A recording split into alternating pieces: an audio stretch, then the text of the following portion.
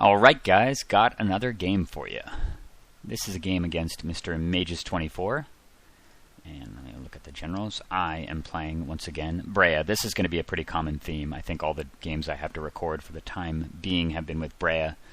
I've been playing the deck avidly, enjoying it quite a bit, and obviously it's tier 1 power, which is awesome, and just kind of a change of pace, so to speak. Though, of course, there are a lot of familiar cards that I run in the Breya deck versus in my other decks, and my opponent is playing a pairing of partner generals that I actually have seen quite a bit. Akiri Lineslinger and Silas the Seeker Adept. This one obviously cares about having artifacts in play, and this guy is an artifact, so they have like an artifact synergy going on. I've played against Mages24 a number of times, and his deck is designed to be pretty aggressive, and he's aided in that aggression by a certain little change to the 1v1 format that went live a couple of days ago online. If you haven't read about it or played with it yourself, there it is right there. 30 life. 30 life in 1v1 online EDH, which kind of mirrors what the French ban list I think has been using for a long time. And I have a lot of feelings about that, both pros and cons. I think it definitely affects a lot of things about the format. It affects what generals are viable. I think it affects what strategies are viable. It's funny, too, because the game is fundamentally balanced around 20 life. So you'd think, looking at 30, that 30 life would be so much more life than you normally start out with that it wouldn't have that big of an impact on what you play. But the truth be told, losing 25% of your base life total at the start really does change the effectiveness of a lot of cards. I've always said that the game doesn't really begin as far as your life total mattering until you get under 20 life in regular EDH. And now that happens a lot faster. In fact, you can just do self-inflicted damage, often in excess of 10 damage to yourself within the first few turns between the black tutors and fetch lands and shock lands and things like Mana Crypt and so on, and Mana Vault. And yeah, I mean, creature damage piles up a lot faster. You just get down into the teens really, really quickly. It's dramatically different in terms of how it affects the playfield. But I have a lot of things to say about it, and I'll be probably commenting on certain cards as these videos unfold. I think overall it's probably a positive net change to the format. I think that the most important impact that it has is that it actually makes aggression and aggressive strategies more viable. When you're dealing with 40 life, it is so hard. You're facing such an uphill climb trying to eat through your opponent's first 20 life buffer before your creatures start to actually matter, that it just biases the entire format in favor of control strategies, which is obviously what I play almost predominantly. So it makes the most sense that I would enjoy the 40 life format. And actually, kind of a funny story, when I first started playing Magic way, way, way back in January of 1994, yes, I have been playing that long, that is 23 years. When I first started playing, my playtest partner and I both agreed that 20 life was too little, and so we played with 40 life games, which we enjoyed because it allowed us to play with our awful 250 card decks and draw all the cool combos and stuff that we had in them, because nobody had any idea how to play Magic at all, including us, though we figured it out after a short while. But 40 life has always felt very natural to me because of how I cut my teeth on the game in the first place. And so 30 life feels pretty uncomfortable, although I imagine if you're coming to EDH from a regular constructed format, 30 life will still feel pretty decadent, like you have a huge buffer. Anyway, I'm going to get to the game, and I'll be talking more about those changes on a card-by-card basis as I go in this video and certainly in subsequent ones. He's going first. Here we go. All right. Oh yeah, back to my hand, of course.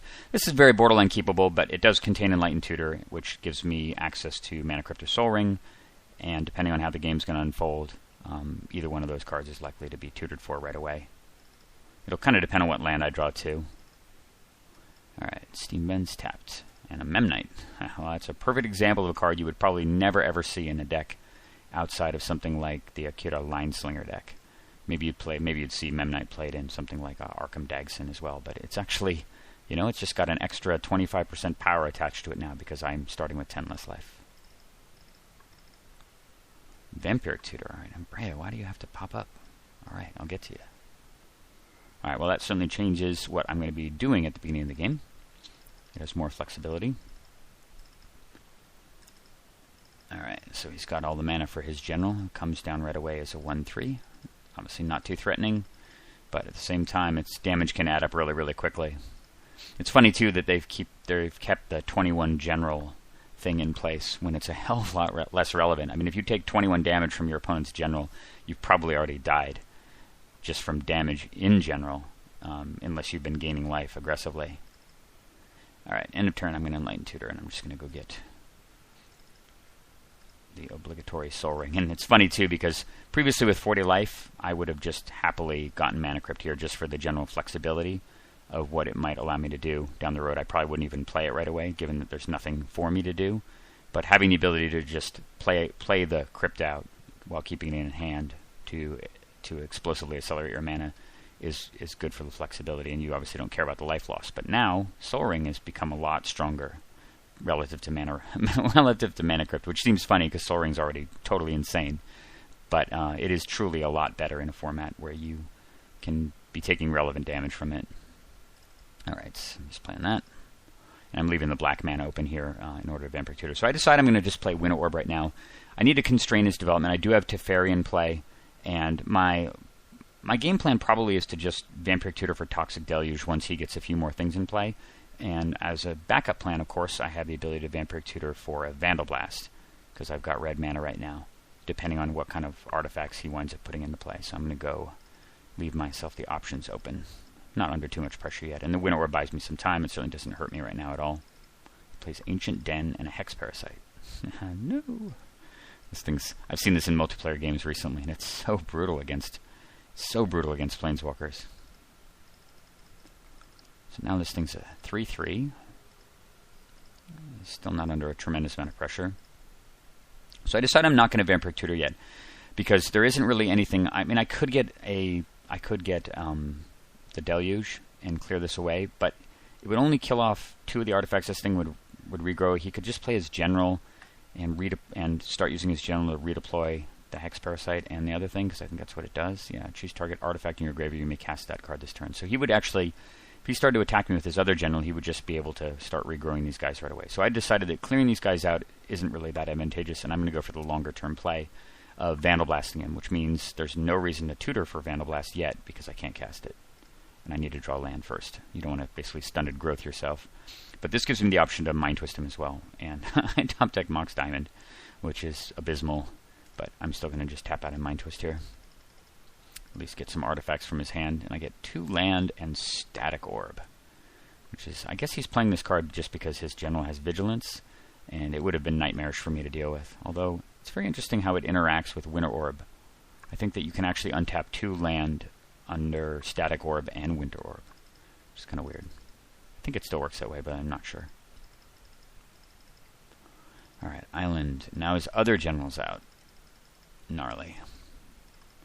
But fortunately, because of my Winter Orb, even if he connects with Silas, he's not going to be able to cast the Static Orb right away, because I've kept his mana under wraps. I'm taking quite a bit of damage now. Already down to 19. Isn't that insane? I'd be at 29 and just ignoring my life total at this point, but 19 is actually serious business. I mean, it's basically 2 more swings with these guys and I'm dead. Just about. That's 6, 7, 8.